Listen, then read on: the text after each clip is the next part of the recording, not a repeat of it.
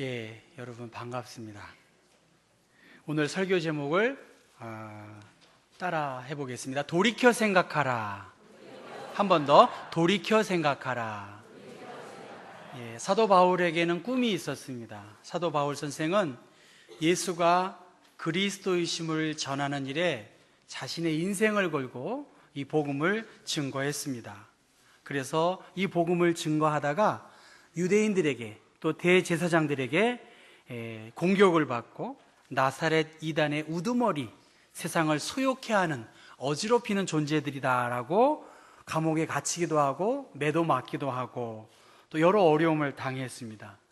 오늘 성경의 본문은 이 상황이에요. 지금 예루살렘 또 가이사랴 지역에서 로마를 향해 가는 그 과정에서 그레데에서 광풍을 만나서 어려움을 당한, 그래서 멜리데 섬에서 바울과 276명의 사람이 구조되는 그것이 오늘 본문의 상황입니다.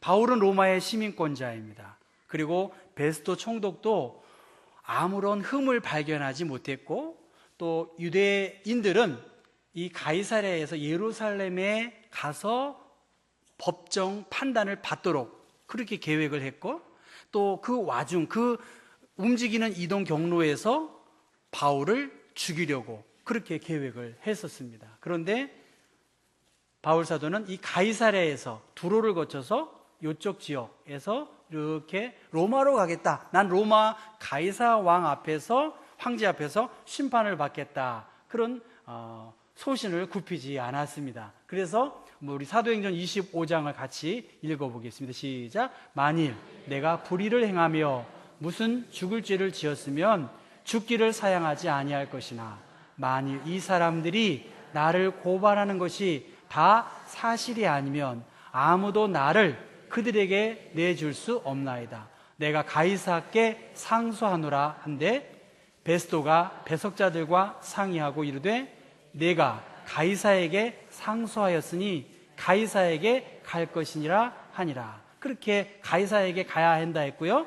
같이 읽습니다. 물러가 서로 말하되 이 사람은 사형이나 결박을 당할 만한 행위가 없다 하더라. 이에 아그리빠가 베스토에게 이르되 이 사람이 만일 가이사에게 상소하지 아니었더라면 석방될 수 있을 뻔하였다 하니라. 바울은 석방될 수 있는 그 상황 속에서도 나는 가이사에게 가서 예수가 그리스도이심을 세상의 중심인 로마에 가서 증거하고 싶었던 그 일념하에 이 항해를 떠납니다. 그래서 가이사랴와 두로를 거쳐서 여기 성경의 말씀 보면 무라라는 지역에서 배를 갈아타는 거예요. 알렉산드라라는 큰 배를 타고 이제 이 로마를 향해 가는데요. 이 그레데 섬에 갈 즈음에 풍랑이 인 것을 봤는데 이 백부장이 바울의 말을 듣지 않고 선주의 말을 더 들어서 강행을 하다가 유라굴라 광풍을 맞게 됩니다. 그래서 사도행전 27장, 6장 이 상황을 보면 여러 날 동안 별일도 보지 못하고 먹지도 못하는 아주 굉장히 힘든 그 상황 속에서 있었습니다. 그 광풍 속에서 하나님의 사자가 그 위기 속에서 바울아 두려워하지 말라. 내가 가이사 앞에 서야 하겠고 또 하나님께서 너와 함께 항해하는 자를 다 내게 주셨다라는 그 하나님의 음성을 듣게 되어서 14일 동안의 그 풍랑 속에서 그 광풍 속에서 276명 전원이 이 멜리데 섬에 구조되는 그 상황이 오늘 본문의 상황입니다. 그래서 이 멜리데 섬에 구조되었죠. 여기서는 이 바울이 하나님의 사자의 음성을 듣고 안심하라, 두려워하지 말라. 너는 너의 생명은 보존될 것이고 너는 가이사 황제 앞에 설 것이다. 그 말씀을 증거한 것이죠. 죄인의 신분이었음에도 불구하고 이렇게 담대하게 하나님의 살아계심을 증거했고 하나님의 뜻을 증거했던 것입니다. 그래서 이 멜리데 섬에 그 나무 조각을 의지한 채 구조되었고 그 멜리데 섬의 원주민들이 바울과 그 일행들을 잘 맞이했어요. 그날은 추운 날이었고 비가 오는 날이었다고 성경은 기록했는데, 그 나무를 떼고 바울 선생도 나무를 이렇게 불에다 갖다 넣는 그 일 속에서 무슨 일이 발생되죠? 뱀이 바울의 팔을 이렇게 물고 있는 것을 원주민들이 보게 된 거예요. 그렇죠? 그 원주민들이 보고 그들의 문화 속에서 바울과 그 일행들이, 또 특별히 바울이 바다에서는 구조되었을지 모르지만 아마 공의의 그 신이 심판해서 바울의 잘못, 살인죄인이었기 때문에 곧 죽을 것이다, 뱀이 그를 물어서 죽게 될 것이라고 생각했던 것입니다. 또 바울 또한 불을 쬐다가 뱀이 자기의 팔을 무는 걸 보고 이렇게 뚫어버렸다, 그렇게 성경은 기록되었습니다. 본문 6절을 같이 한번 읽어볼까요? 한번 본문 6절이 중요한 말씀이고요, 오늘 요절과 같은 말씀입니다. 시작. 그들은 그가 붙든지 혹은 갑자기 쓰러져 죽을 줄로 기다렸다가 오래 기다려도 그에게 아무 이상이 없음을 보고 돌이켜 생각하여 말하되 그를 신이라 하더라. 그들의 기대 속에서 분명 곧 죽을 것이라고 생각했고, 오래 기다렸음에도 불구하고 바울이 죽지 않고 아무런 요동함이 없는 것을 보고 그들이 돌이켜 생각했다는 거예요. 살인자라고 의심했지만 뱀이 물어도 아무렇지 않게 되자 그들의 생각이 달라졌고 그들의 마음이 달라져서 신적인 존재 같은 사람이 바로 바울이라고 생각했던 것입니다. 그 사건을 본 다음에 그 멜리데 섬의 보블리오라고 하는 추장의 아버지가 열병과 이질은 설사라고 합니다. 설사의 병에 누운 것을 보고 사도 바울이 가서 기도하고 안수하니까 병이 나았고, 그 보블리오의 아버지뿐만이 아니라 그 마을 섬 사람들, 많은 사람들이 나음을 얻는 하나님의 치유의 역사가 있었던 것을 보게 되고, 그 모든 과정을 마치고 이 바울과 그 일행들이 선물을 받고 후한 예를 받고 이제 로마로 떠난다는 것이 오늘 본문의 상황입니다. 3절 말씀에 보면 독사라고 했고요, 4절 말씀에 원주민들이 이 짐승이 그 손에 매달려 있음을 봤다라고 말했습니다. 여기서 짐승이라고 말해요. 독사라고 말했지만 좀 더 매우 위험한 동물인 것을 강조하기 위해서 원어적으로는 그렇게 표현되어 있습니다. 독사에 물려있는 그 바울이 아무런 위협을 겪지 않았다는 것입니다. 또 뱀을 보고도, 또 뱀에 물렸음에도 불구하고 아무런 놀라거나 또 병에 누웠다는 기록이 없는 것을 오늘 본문을 통해서 볼 수가 있습니다. 아무렇지도 않게 떨어버렸다. 어떻게 뱀에 물린 그 바울이 아무런 피해를 입지 않았을까? 여러분, 어떻게 이 상황을 설명할 수 있겠습니까? 이러한 기적적인 일들, 하나님의 초강력한 능력들이 어떻게 합리적인 생각 속에서 설명할 수 있겠어요?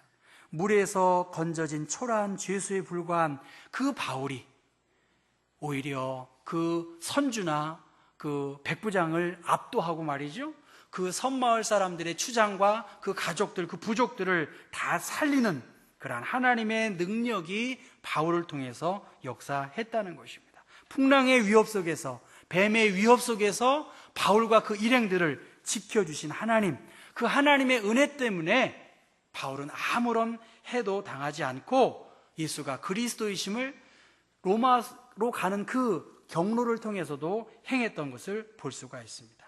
마가복음 16장은 뱀을 집어 올리며 무슨 독을 마실지라도 해를 받지 아니하며 무슨 병든 사람에게 손을 얹은즉 나으리라. 이 하나님의 말씀이 구체적으로 바울의 사역을 통해서 나타난 것을 볼 수가 있습니다. 아무런 상함을 받지 않았다. 그 바울의 모습을 보고 바울이 만약에 두려워했거나요, 바울이 만약에 누워있거나 하나님을 향해 원망했다고 하면 그들은 다르게 생각하지 않았을 것입니다. 죽은 줄로만 알았던 바울이 뱀을 떨쳐버리고 태연하게 당당하게 그 불을 쬐고 있는 그 모습을 봤을 때 원주민들이 돌이켜 생각했다는 거예요. 그들의 고정관념을 떠났다는 것입니다. 그들의 사고를 옮겨서 그가 하나님이다, 그가 신이다 라고 하는 정도로 생각하게 되었다는 것입니다. 성경에는 헤롯 왕 같은 경우 그가 좋은 옷을 입고 또 연설을 앉아서 했음에도 불구하고 그를 신이라고 하는 그런 칭송을 받는 경우도 있었습니다. 또 바울과 바나바가 설교할 때 신들의 사람의 형상으로 우리 가운데 내려오신 분이 바울과 바나바다 그렇게 이야기했지요.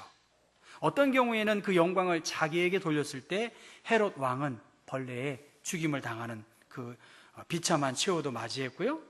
바울과 바나바는 이 모든 영광을 하나님께 돌린 것을 볼 수가 있습니다.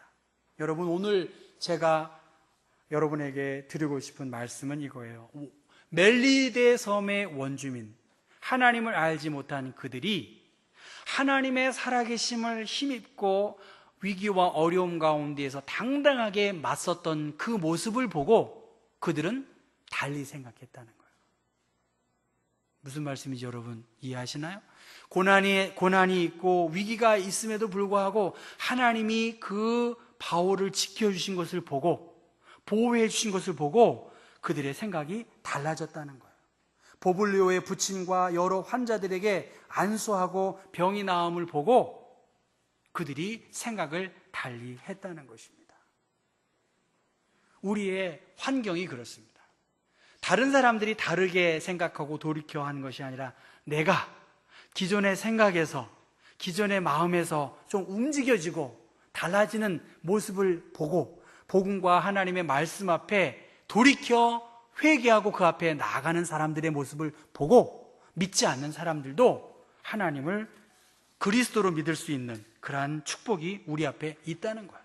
지금 나는 이 풍랑이는 이 유라굴라 광풍에 맞은 이 바울과 그 일행들의 모습을 보면서 나는 지금 어떻게 대처하고 있느냐는 거예요. 위기의 상황 앞에서 날마다 하나님의 도움을 힘입고 믿음으로 나아가는 것이죠.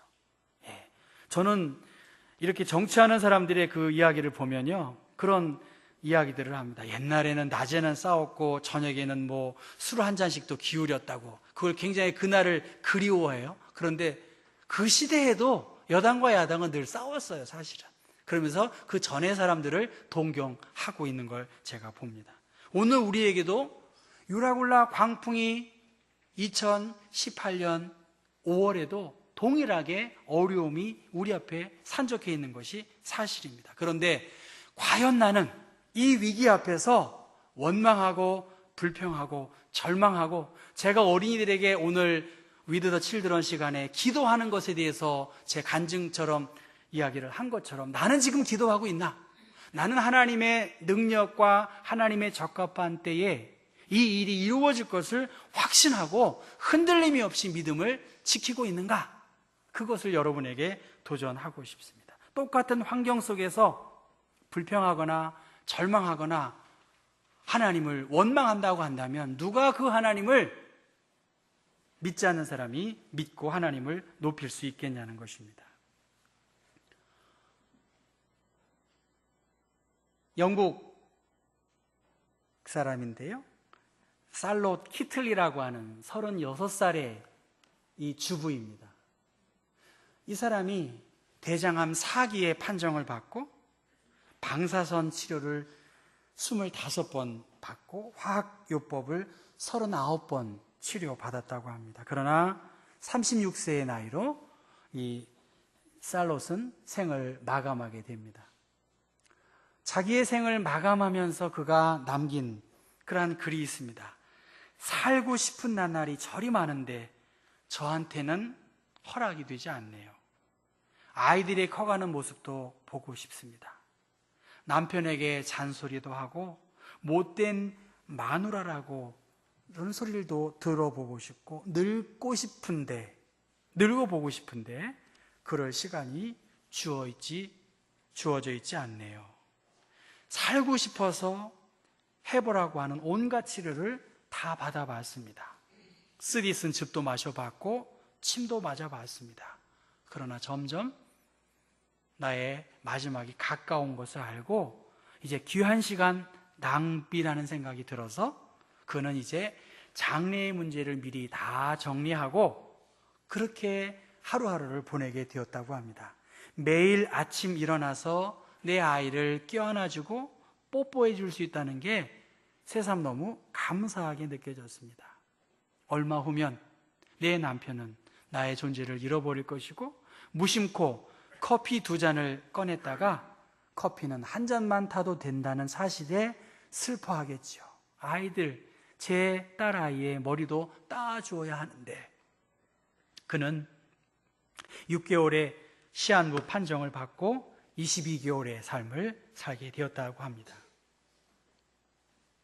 그렇게 1년을 보너스로 얻은 덕분에 그는 초등학교 입학 첫날 학교에 아이들을 데려다주는 기쁨을 얻게 되었고 또 1년 얻은 보너스 덕분에 30대 중반이 아니라 30대 후반까지 36살이니까요. 후반까지 살고 있었습니다. 여러분, 중년의 복부 비만?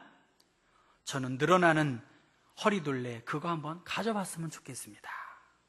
그만큼 살아남는다는 이야기 아닙니까? 저도 한번 늙어보고 싶습니다. 마지막으로 그렇게 말합니다. 부디 삶을 즐기면서 사세요. 두 손으로 삶을 꼭 붙드세요. 여러분이 부럽습니다. 하면서 그 글을 남겼다고 합니다.